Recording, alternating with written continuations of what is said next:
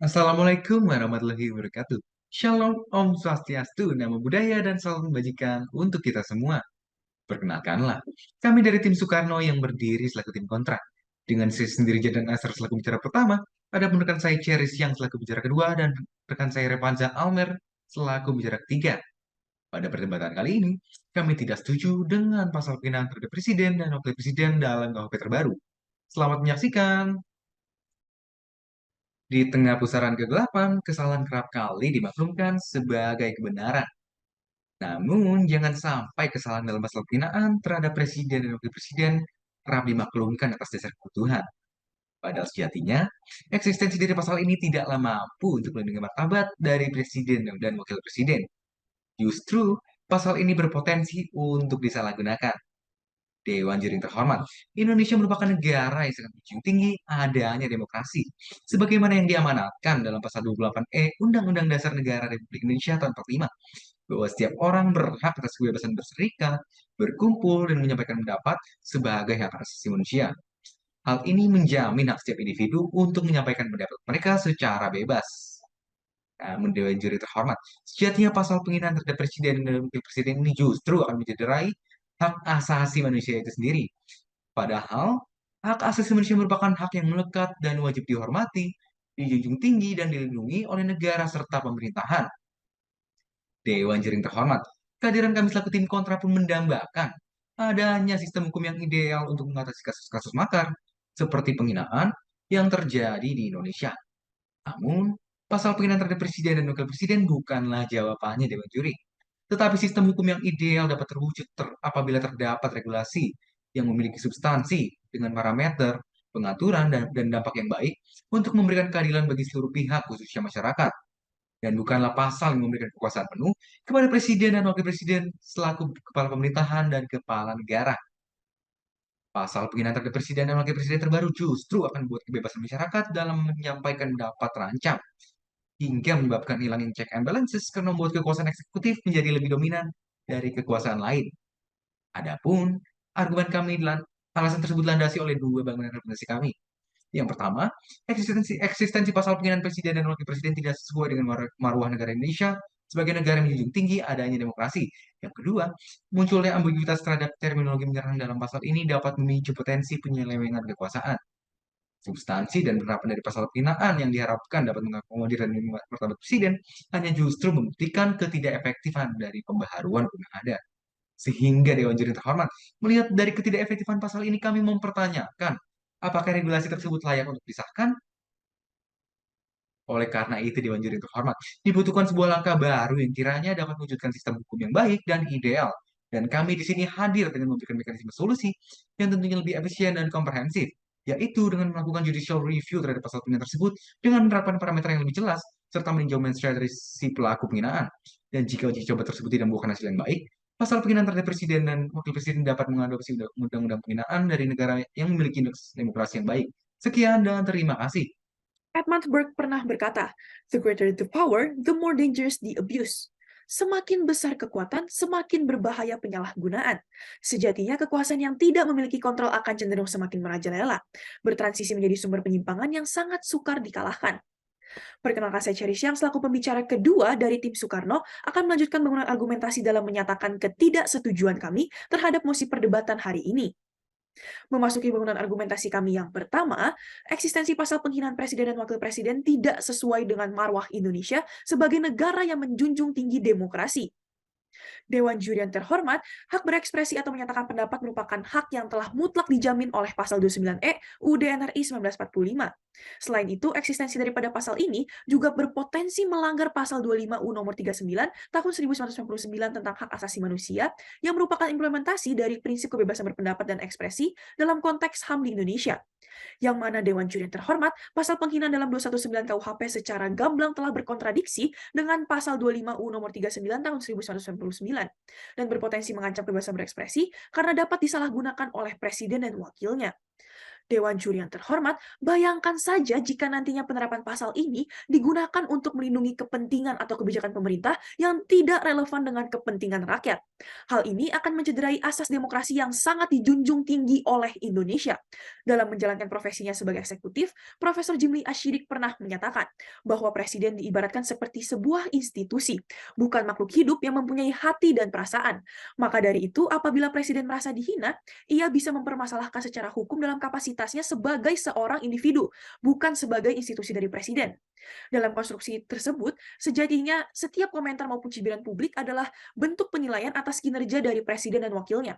Hal tersebut sejalan dengan salah satu asas pokok demokrasi, yaitu pengakuan partisipasi rakyat dalam pemerintahan, di mana rakyat memiliki hak untuk mengawasi jalannya sistem pemerintahan. Salah satu cara bagi masyarakat untuk menggunakan haknya adalah dengan menyampaikan kritik terhadap presiden dan wakilnya selaku pemimpin yang dipilih dan dipercayakan oleh masyarakat melalui pemilu untuk menjalankan roda pemerintahan dalam mewujudkan cita-cita dari bangsa Indonesia. Maka dari itu, Dewan Juri yang terhormat, pasal penghinaan presiden dan wakil presiden tidak memiliki urgensi khusus dan dapat mencederai marwah Indonesia sebagai negara yang menjunjung tinggi asas demokrasi. Sehingga jika eksistensi pasal ini tetap dipertahankan tanpa adanya parameter yang jelas, maka Indonesia akan berada di ambang kehancuran dari terwujudnya hak kebebasan berekspresi masyarakat. Memasuki bangunan argumentasi kami yang kedua, munculnya ambiguitas terhadap terminologi menyerang dalam pasal ini dapat memicu potensi penyelewengan kekuasaan. Dewan Juri yang terhormat, jika ditilik lebih dalam pasal 218 ayat 1 KUHP baru, disebutkan adanya terminologi menyerang kehormatan atau harkat dan martabat diri presiden atau wakil presiden. Kata menyerang di sini menimbulkan suatu ambiguitas karena tidak adanya parameter dan batasan yang jelas, yang mana sewaktu-waktu dapat menimbulkan penyelewengan kekuasaan dan kekuasaan yang absolut.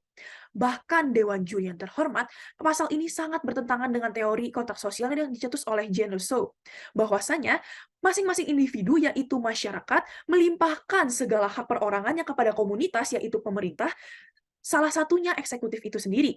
Dalam hal ini, presiden dan wakilnya terikat pada sebuah kontrak dengan masyarakatnya karena mereka dapat terpilih menjadi eksekutif berkat rangkaian proses pemilu yang dipilih oleh rakyatnya sendiri. Bayangkan saja Dewan Juri yang terhormat, jika kebebasan berbicara dan pers dibatasi, maka kita akan kembali ke bayang-bayang masa kelam pemerintahan Soeharto, di mana media massa yang menayangkan pandangan kritis terhadap Soeharto dikendalikan dan disensor secara ketat. Yang mana jika dikaitkan dengan pasal 220 KUHP baru, telah secara jelas dijelaskan bahwa delik yang berlaku untuk pasal penghinaan presiden dan wakil presiden, yaitu delik aduan, di mana hanya dapat diproses apabila diadukan oleh sang korban. Sehingga hal ini dapat memicu abuse of power.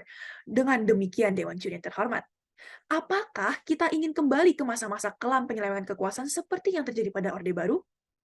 Bahkan, putusan MK nomor 13/22 PUU 4 2006 sendiri telah menyatakan bahwa pasal ini di dalam KUHP lama bertentangan dengan UUD 1945 karena tidak lagi sesuai dengan prinsip demokrasi yang modern dan dapat mencederai hak konstitusional masyarakat. Dewan Juri yang terhormat, sebagai guardian of the Constitution, sudah seharusnya putusan MK dijadikan sebagai acuan dalam penyusunan KUHP baru pula. Dengan demikian, pasal penghinaan presiden dan wakil presiden memiliki banyak kelemahan karena memiliki substansi yang kurang jelas mengenai batasan penyerangan dan merendahkan diri yang mana dapat berpotensi disalahgunakan. Maka dari itu, pasal ini perlu untuk dilakukan judicial review dengan menerapkan batasan-batasan yang akan dielaborasikan lebih lanjut dalam mekanisme solusi oleh pembicara ketiga kami. Sekian dan terima kasih. Gubernur Charles Brepoa menjalankan pemerintahan berarti melihat ke depan dan menjalankan apa yang harus dilakukan. Sejatinya hal ini bertentangan dengan pasal penghinaan yang terdapat dalam KUHP baru yang memiliki makna ambigu dan berpotensi untuk disalahgunakan di masa depan. Perkenalkan, saya Revan Zalmer selaku pembicara ketiga dari tim Soekarno akan melanjutkan argumentasi dalam menyatakan ketidaksetujuan kami terhadap mosi perdebatan hari ini. Dewan Juri yang terhormat, sekali lagi kami menegaskan bahwa pasal penghinaan presiden tidak sesuai dengan marwah Indonesia sebagai negara demokrasi dan berpotensi untuk disalahgunakan. Oleh karena itu, mekanisme solusi yang akan kami berikan adalah dengan yang pertama, yaitu melakukan judicial review terhadap KUHP baru dengan melakukan uji material terhadap pasal 218 KUHP dengan memperjelas parameter menyerang yang dimaksud. Dewan Juri yang terhormat, KUHP baru tidak memberikan parameter yang jelas terhadap kata menyerang yang disebutkan dalam pasal 218. Bahkan naskah akademik KUHP baru pun tidak menjelaskan batasan-batasan dari kata menyerang tersebut, di mana seharusnya ada standarisasi baku untuk menghindari adanya salah tafsir dalam proses penegakan secara formil di persidangan. Karena menyerang yang dimaksud bukanlah menyerang dengan senjata, tetapi dengan perkataan. Perkataan yang digunakan pun sulit untuk diukur, karena bisa saja perkataan tersebut merupakan kritik atau keluhan atau sebuah ucapan yang mengandung kebenaran, sehingga sulit untuk membedakan antara menyerang, kritik, dan juga mengeluh.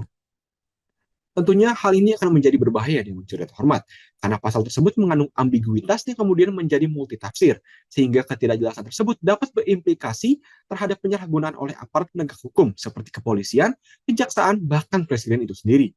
Jika hal-hal tersebut dibiarkan, apakah Indonesia tidak memiliki kekhawatiran terhadap terbentuknya kekuasaan yang absolut dan otoriter oleh eksekutif itu sendiri? Dewan Juri Terhormat sejatinya telah disebutkan dalam Undang-Undang Nomor 12 Tahun 2011 tentang pembentukan peraturan perundang-undangan bahwa hukum mengandung asas lex scripta, yaitu harus tertulis, lex serta, yaitu harus jelas, dan juga lex stricta, yaitu tidak boleh ditafsirkan secara analogi. Tentunya, parameter menyerang yang belum disebutkan dalam pasal tersebut belum memenuhi asas-asas hukum di atas. Artinya, pasal KUHP baru tersebut bertentangan dengan Undang-Undang Nomor 12 Tahun 2011 tentang pembentukan peraturan perundang-undangan. Berdasarkan data yang kami himpun dari Economist Intelligence Unit, Taiwan merupakan negara dengan peringkat 10 besar indeks demokrasi terbaik di dunia. Taiwan memiliki regulasi yang jelas. Taiwan memakai istilah penghinaan dan mengelaborasikan perbuatan apa saja yang masuk ke dalam kategori penghinaan, berbeda dengan Indonesia. Sehingga sudah sepatutnya Indonesia mengadopsi regulasi yang diproduksi oleh Taiwan, menimbang mereka merupakan negara dengan indeks demokrasi peringkat 10 tertinggi di dunia.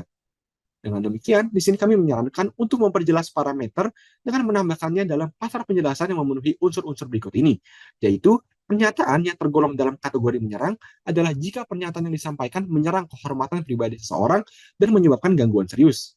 Adapun yang termasuk dalam kategori menyerang adalah pernyataan yang merusak reputasi seseorang dan menyebabkan kerugian yang berdampak langsung pada kehidupan korban. Bentuk-bentuk kerugian tersebut adalah antara lain yang pertama, yaitu kerugian ekonomi. Yang kedua adalah rusak harkat dan martabat keluarga. Yang ketiga, tercorengnya nama baik. Dan yang keempat adalah timbulnya persangkaan palsu. Selanjutnya, Dewan Juri yang terhormat, apabila mekanisme solusi kami yang pertama sudah terpenuhi, maka kami juga mengajukan mekanisme solusi yang kedua, yaitu memastikan penegakan formil terhadap pasal ini dapat membuktikan mens rea dari tergugat. Dalam proses persidangan, untuk menyatakan bahwa seseorang telah melakukan penyerangan terhadap kehormatan presiden, maka hakim harus terlebih dahulu mengetahui mens rea dari pelaku. Karena seseorang tidak dapat dipidana hanya karena melakukan perbuatan yang bertentangan dengan hukum atau bersifat melawan hukum semata. Tetapi juga harus dilihat maksud dan juga tujuan pelaku melakukan perbuatan tersebut. Salah satu syarat seseorang untuk dapat dipidana adalah ia harus dapat dimintai pertanggungjawaban atas tindak pidana yang telah dilakukan dengan kesadaran dan dilakukan dengan sengaja. Mengapa Dewan Juri Terhormat? Seseorang yang melakukan tindak pidana dengan kesadaran penuh memiliki kemampuan untuk mempertanggungjawabkan perbuatannya di hadapan hukum. Menurut Prof. D. Simmons, peristiwa pidana adalah perbuatan melawan hukum yang berkaitan dengan kesalahan seseorang yang mampu bertanggung jawab. Kesalahan yang dimaksud adalah kesalahan yang meliputi kesengajaan dan kelalaian yang sesuai dengan kemampuan pertanggungjawaban pidana yang termuat dalam pasal 36 KUHP baru. Pasal tersebut menyatakan bahwa perbuatan yang dapat dipidana merupakan tindak pidana yang dilakukan dengan sengaja. Dengan demikian, di sini kami selaku tim kontra tetap menolak secara tegas eksistensi pasal penghinaan tanpa adanya parameter yang jelas dalam KUHP baru sekarang ini, yang dapat mencederai prinsip demokrasi yang dijunjung tinggi oleh Indonesia. Demikian yang dapat saya sampaikan. Wassalamualaikum warahmatullahi wabarakatuh. Shalom, Om Shanti Shanti, Om Namo Buddhaya. Sekian dan terima kasih. Dewan Juri yang terhormat dan segenap penegak hukum. Seperti kapal yang sudah berlayar dan sampai di tujuan, kita pun telah sampai di penghujung perdebatan. Saya selaku pembicara penutup dari tim Soekarno akan menyampaikan kembali kesimpulan atas perdebatan pada hari ini. Sejauh ini, kami dari tim kontra telah menguraikan dan memberikan pemikiran kami tentang mosi pasal penghinaan presiden dan wakil presiden dalam KUHP terbaru, di mana kami tetap berpegang teguh untuk menolak pasal tersebut. Dewan Juri terhormat, ketidaksetujuan kami dengan mosi perdebatan pada hari ini bukanlah tanpa dasar, namun akan memberikan implikasi yang negatif bagi kehidupan berbangsa dan kehidupan bernegara.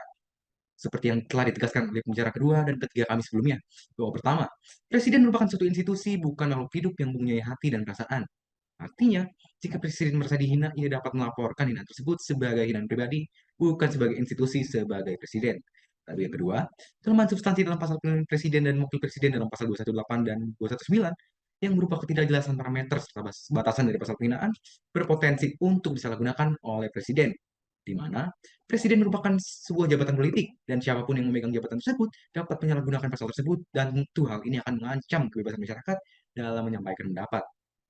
Terakhir, celah untuk penyelewengan kekuasaan tersebut dapat menimbulkan kekuasaan yang absolut karena menghilangkan mekanisme check and balances yang merupakan prinsip yang dirancang untuk mencegah penyalahgunaan kekuasaan dengan membatasi kekuasaan satu lembaga atau individu tertentu. Dewan Juri terhormat, dapat kita lihat bahwa argumen-argumen yang telah disampaikan hari ini telah memberikan pandangan yang mendalam mengenai topik ini. Dengan pertimbangan yang sehat dan matang, kami percaya bahwa argumen dan solusi yang kami sampaikan adalah yang paling rasional dan paling beralasan. Untuk menutup perdebatan pada hari ini, izinkanlah saya untuk menyampaikan sebuah slogan. Regulasi terang, jelas sinarnya. Efektif mengikat, hukum pun sejarah. Tertib dan adil, tegak di negeri. Kesuksesan tercipta, harmoni tercipta berseri. Demikianlah penutup dari saya. Wassalamualaikum warahmatullahi wabarakatuh. Shalom, Om Santi Santi, Om Namo Buddhaya, salam kebajikan. Terima kasih dan salam demokrasi.